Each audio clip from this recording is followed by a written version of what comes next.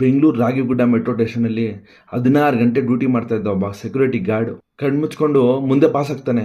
Just ಸೆಕೆಂಡ್ಸಲ್ಲಿ track ಮೇಲೆ ಬಿದ್ದೋಗ್ತಾನೆ.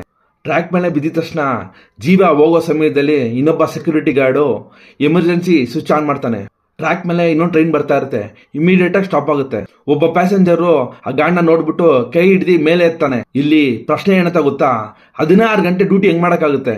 ಕಡಿಮೆ ಸಂಬಳ, ESI ಇಲ್ಲ, PF ಇಲ್ಲ, ರಜಾ ಇಲ್ಲ. ಇದು ಬರೀ ಒಂದ್ ಗಾರ್ಡ್ ಕತೆ ಅಲ್ಲ, ನಮ್ಮ ದೇಶದ 42 ಕೋಟಿ ಕಾರ್ಮಿಕರ ಕತೆ. ಜನ ರೊಚ್ಚಿದಿದ್ದಾರೆ. 9 ಗಂಟೆ ಡ್ಯೂಟಿ ಕಡ್ಡಾಯ ಮಾಡಬೇಕು, ವಾರಕ್ಕೊಂದು ರಜಾ ಸಿಗ್ಬೇಕು, ಸರ್ಕಾರಿ ಕೆಲಸಗಾರರ ಹಕ್ಕು ಪಡೆಯಬೇಕು. ಆದ್ರೆ ಈ ಪ್ರಶ್ನೆ ಯಾರು ಕೇಳಿಸಲ್ಲ.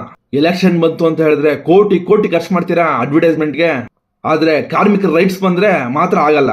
ಇವತ್ತೊಬ್ಬ ಗಾರ್ಡ್ ಬಿದ್ದಿದ್ದಾನೆ, ನಾಳೆ ದಿವಸ ನಿಮ್ ಮನೇಲಿರೋರು ಯಾರನ್ನ ಬಿದ್ರೆ ಕಾರ್ಮಿಕರ ಹಕ್ಕು, ಜನರ ಹಕ್ಕು ಚೇಂಜಸ್ ಮಾಡ್ಲೇಬೇಕು. ನಮ್ಮನ್ನ ಸೇಫ್ ಮಾಡೋ ಗಾರ್ಡ್ಗೆ ಸೇಫ್ಟಿ ಇಲ್ಲ ಅಂತ ಹೇಳಿದ್ರೆ ನಮ್ಗೆಲ್ಲ ಸೇಫ್ಟಿ ಇದೆಯಾ?